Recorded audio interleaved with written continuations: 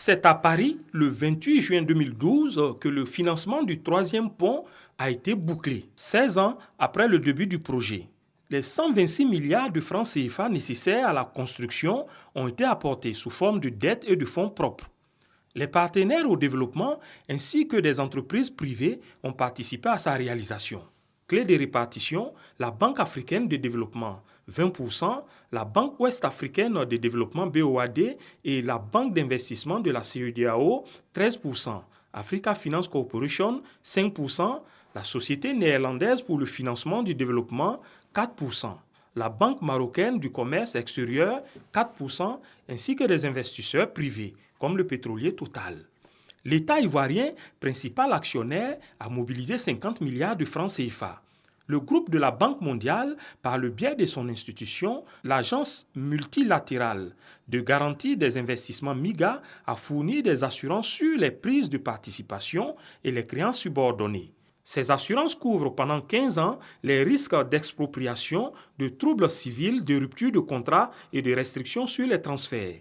Cette aide de la MIGA a été déterminante pour obtenir la participation du secteur privé dans un environnement où la perception du risque était jugée élevée.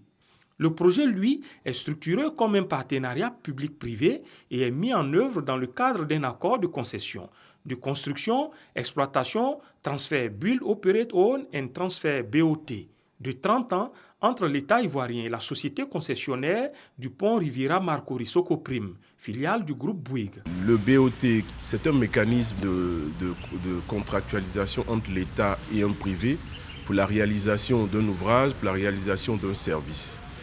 L'intérêt d'une telle procédure, c'est de permettre à l'État de réaliser des ouvrages, de réaliser des services très importants en termes de coûts en relation avec le privé.